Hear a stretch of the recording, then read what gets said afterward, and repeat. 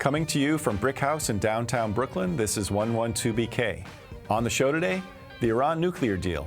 We're out. How some Iranians are reacting. It's National Foster Care Month. We'll talk to a service provider and recipient. And then Nameless Network plans its new museum dedicated to pizza. Hi, thanks for joining us. I'm Ross Tuttle filling in for Ashley Ford. In a moment, we're going to get on Skype with two Iranians living in Tehran. When the Iran nuclear deal was finalized 3 years ago, they, like many, saw an opportunity for the warming of relations between the U.S. and Iran. What they grasped, unlike our president, is that when you have two countries with such historically strained relations, you don't solve everything or enact the perfect agreement in one stroke. It's a process. They enthusiastically embraced this process and encouraged people from the West to visit Iran, learn about the country and its people, and they opened a space expressly for this purpose. The decision yesterday by President Trump to withdraw from the agreement left them, well, I'll let them tell you. Navid Yousefian, founder and director of See You in Iran, and Mina, Jazayeri, the organization's creative director, thanks for joining us from Tehran. Thank you. Thanks for having us. So can you just talk to me real quick, Navid, about founding of See You in Iran and what you were hoping to achieve? Yeah, of course. The main vision for See You in Iran was, it actually started when I was living in the U.S. I'm still a student in University of California, Santa Barbara.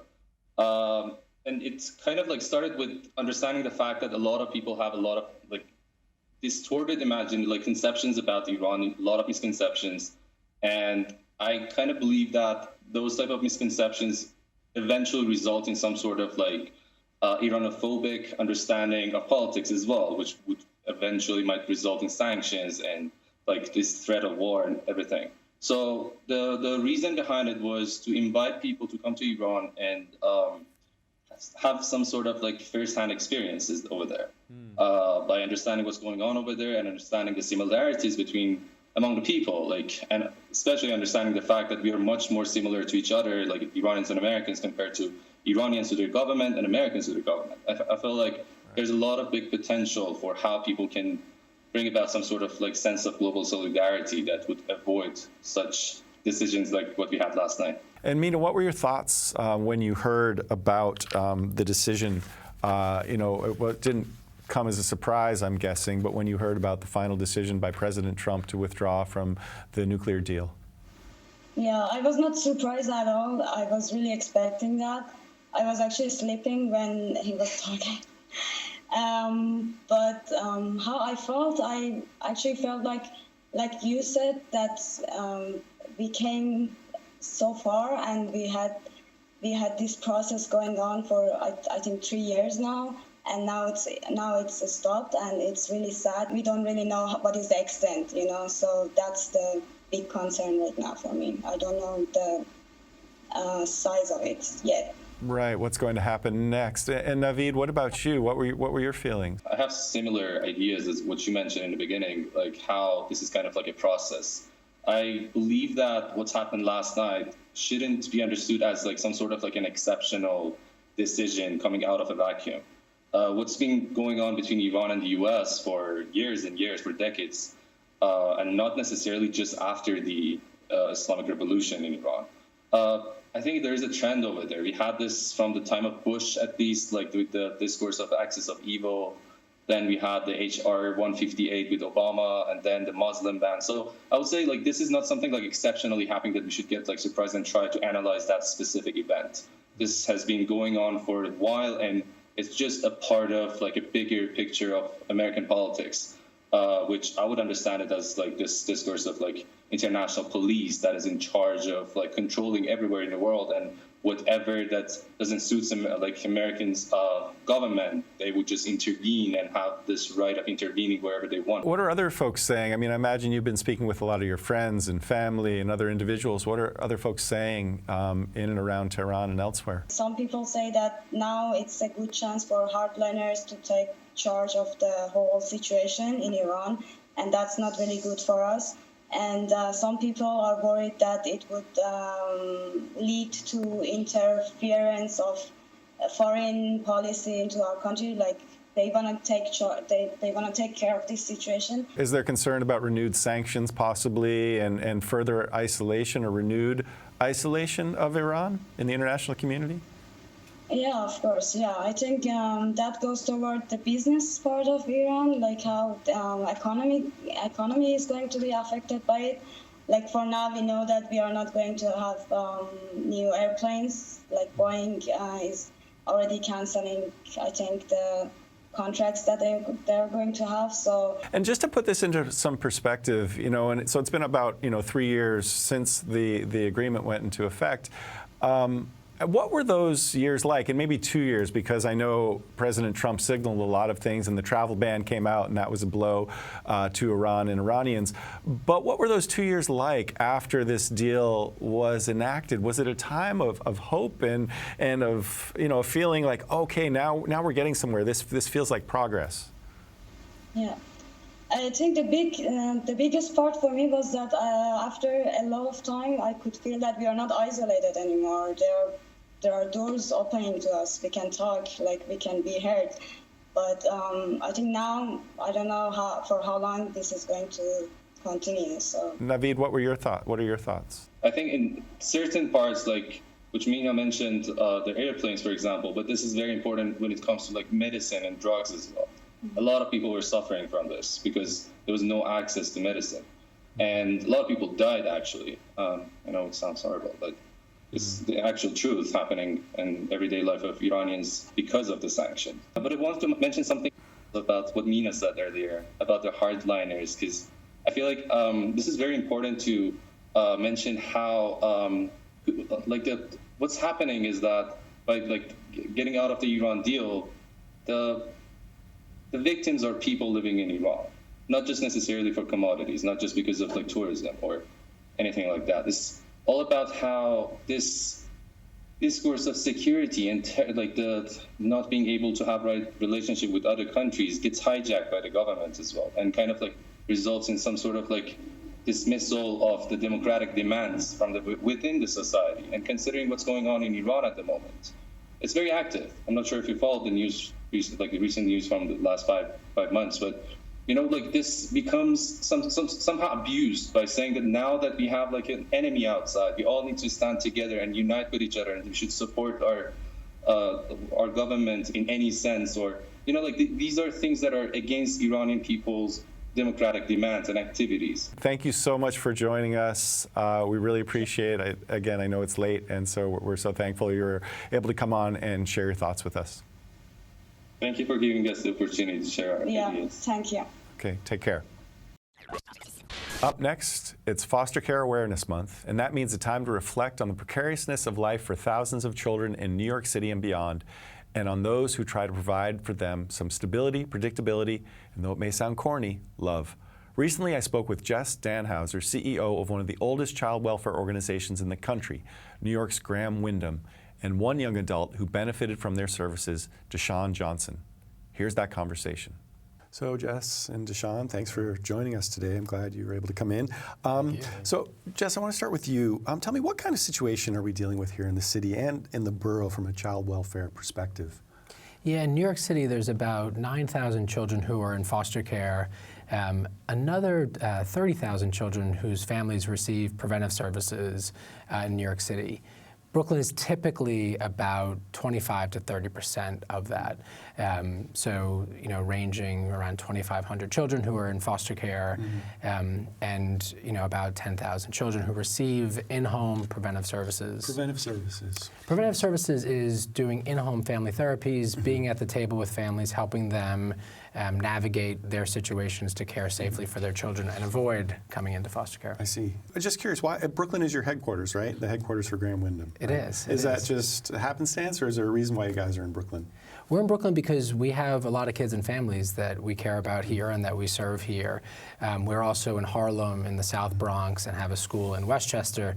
But Brooklyn is one of the places that we are really deeply committed to. Our offices here in Brooklyn are on 540 Atlantic Avenue, and we run preventive services, foster care, our Graham Slam program, and many other programs around health and wellness of children out of that office. Okay, cool. And so, Dashaun, tell me, how old are you? I'm 22. 22. Yeah. And how long have you been in the foster care system, or how long have you been? The first time I was taken home into the system, I was 5 years old. I've been in the system. I came out of the system. I was about in teenager age, and I moved back with my mom. And then I got into some problems in the juvenile system and wound up back into the system again. And then I wound up to Graham Care. And from there, things just took off. I changed my life around as a kid, from a low income area. I didn't have so much growing up. I grew up around 5 boroughs in the city, in the care, being in care, just as that, being moved to home. And I had a big family. I had a lot of siblings, my 7 kids. So, being apart away from my family every day, it was hard.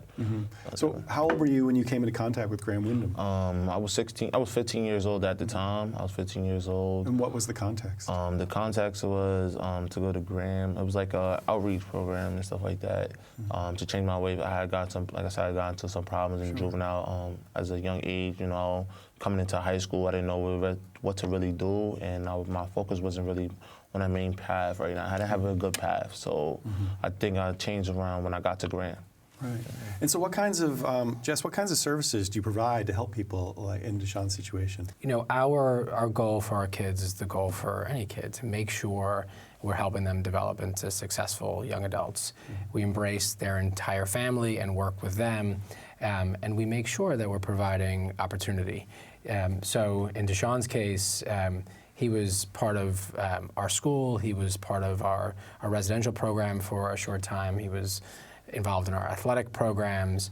And when so you guys have a residential program. You have an actual residence. We do. It's been in Westchester for about 100 years. And we can talk more about the history in a moment. But Dashaun was one of the first young people in our program called Graham Slam.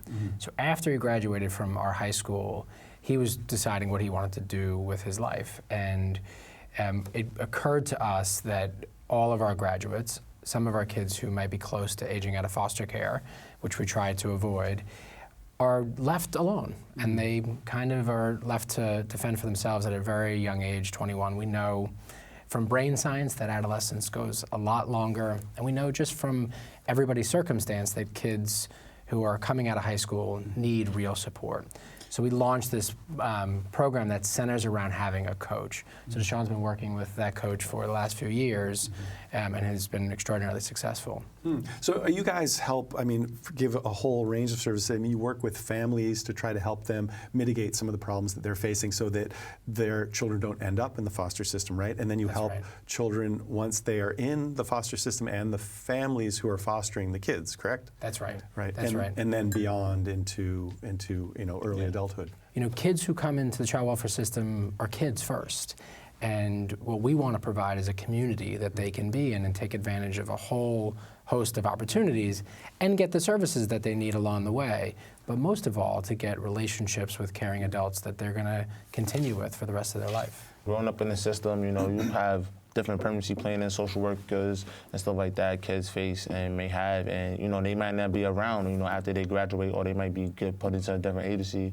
When I think about what Graham is fortunate on, based off with the SLAM program, they work with you, and from that time being in high school, then afterwards, I think is because they work up to until you're 25 years old. So I think that's a great program right there, and because like a lot of kids, when they transition out of high school, they got to juggle a job. They might not have, a place. They get put into independent living. So you get put into independent living, but was you taught these life skills though? And that's where the SLAM coach comes in. At be able that person, to be there for you, to talk to, how to show you how to live. Time management, juggle your job, going to school, education as well. And I think that was very grateful for Graham to do for me, and I'm rising right now.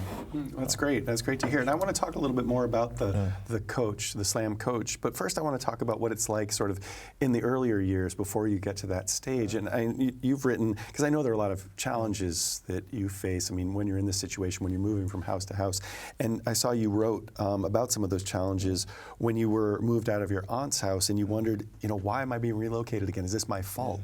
Can you talk a little bit about some of those feelings and about that kind of, that uncertainty? I feel like I was a little younger at the time, and being around my brothers seeing my brothers every day, and then just one moment you just be taken out your home. It's like, is this reason my fault? It's like, what's going on? Am I doing something wrong? We fail to realize, we only kids and we don't know. We just gonna take an effect, and it sometimes paralyzes us. Sometimes a lot of kids, they don't know how to handle that.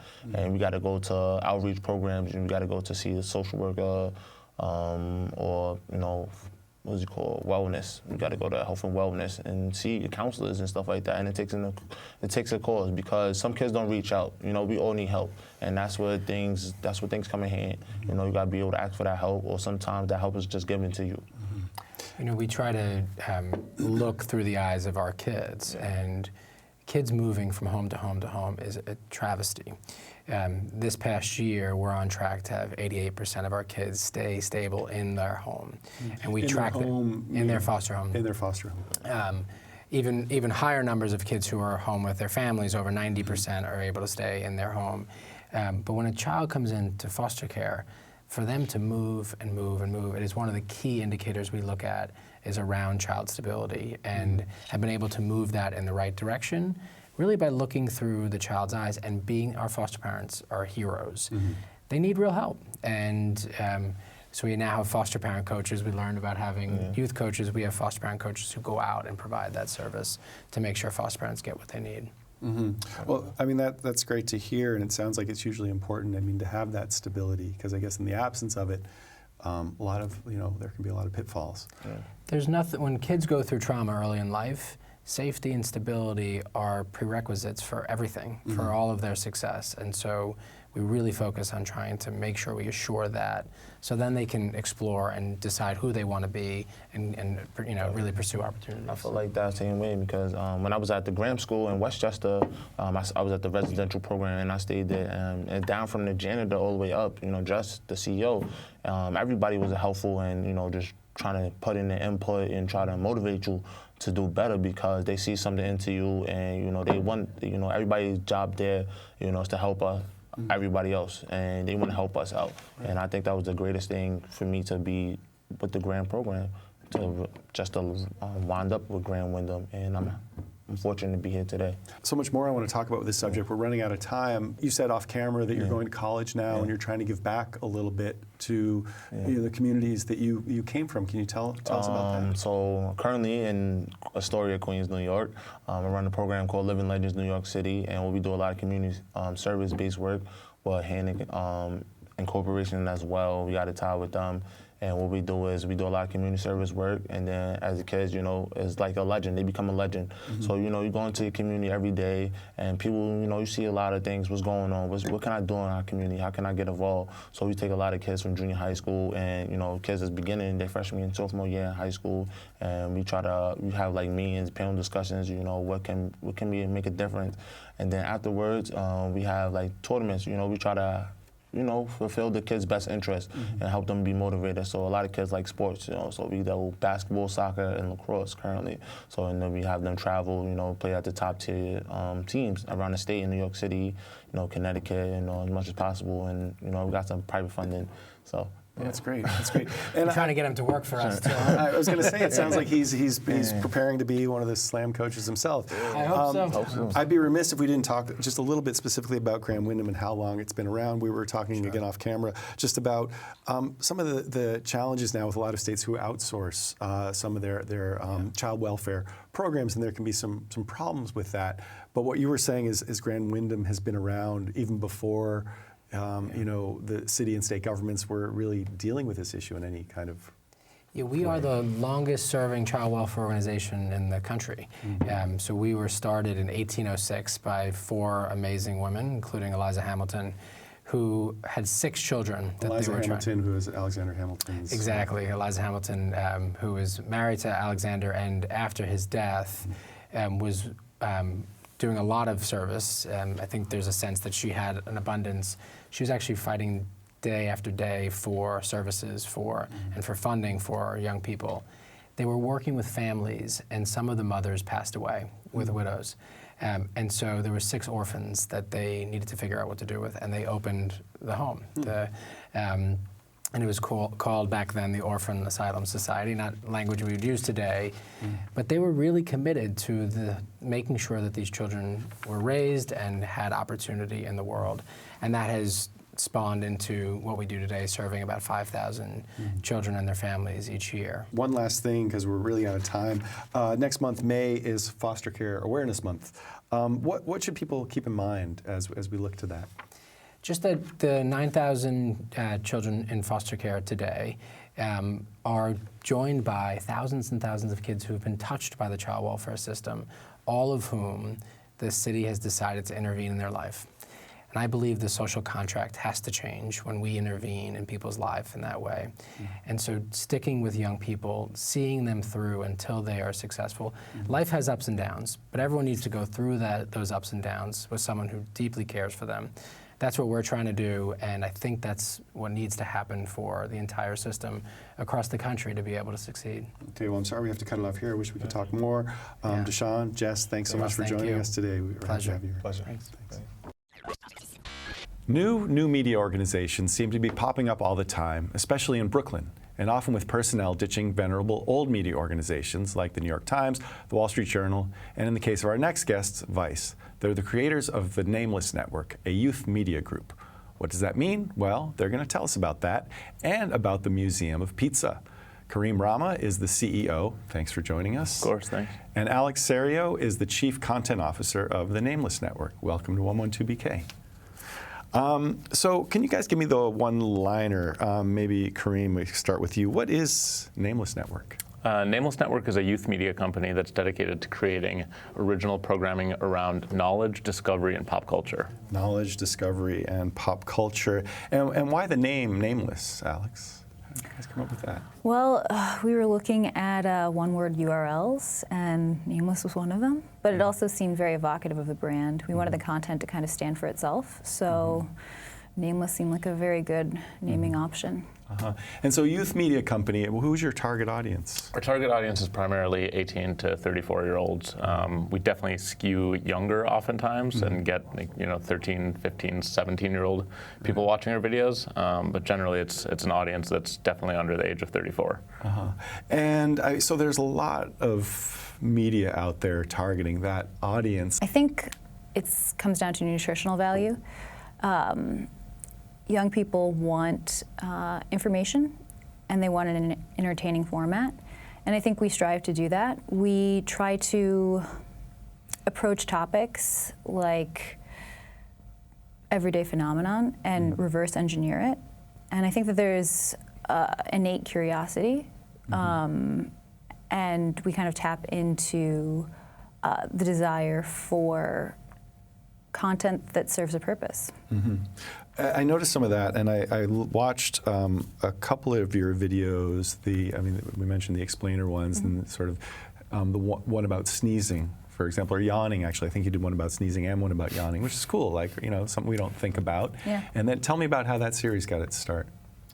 I think for us, we were thinking about how do we make smart videos for the smartphone generation, and in our office, we're always talking about like how stuff works, right? Generally, and it's always stuff that we all do, but have never really discussed or talked about or even questioned. So I think the idea of marrying this, like Alex said, everyday phenomena and these kind of questions that we should have knowledge about but don't, we saw that there was a gap that needed to be filled. Oftentimes the news is reporting on current events, and other niche players are reporting on their niche topics, but no one's doing general knowledge and discovery. So that was really the kind of creation of that series.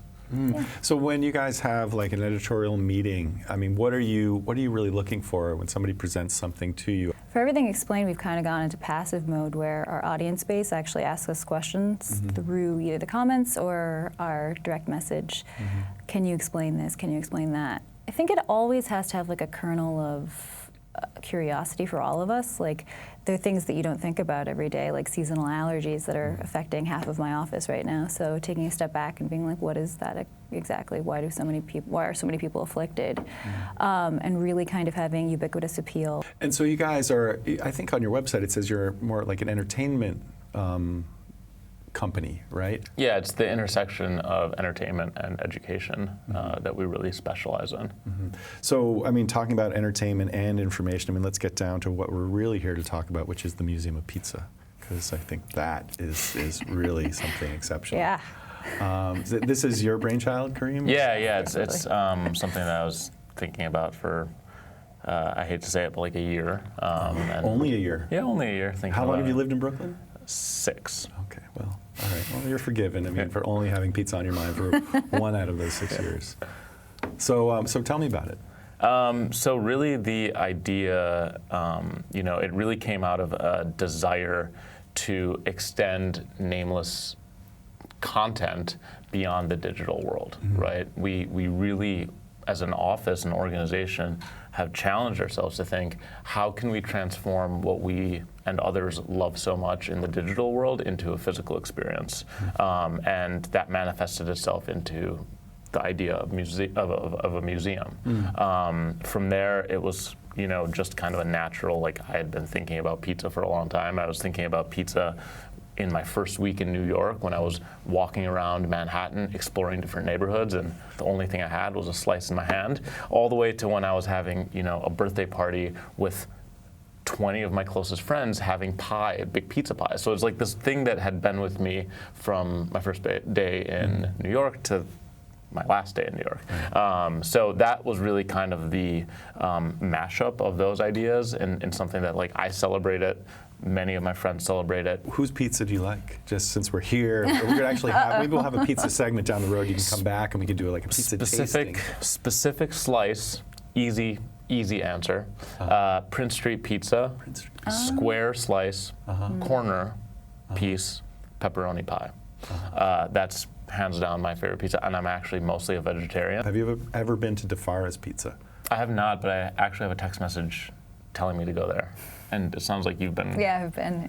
It lines around the block in the summertime especially, yeah. Can you just give us a quick teaser of what one will see at the Museum of Pizza, or are you guys keeping that under wraps until you unveil it? The best way to think about it conceptually is 1 part museum, 1 part Instagram funhouse, and 1 part historical preservation of pizza. I think. Any samples there? There will be pizza. Yeah, definitely. There will be pizza. But it's not a pizza festival. It's not a pizza festival. It's a pizza celebration. It's a celebration of the idea of pizza. There was a pizza festival and it really went badly. Yeah.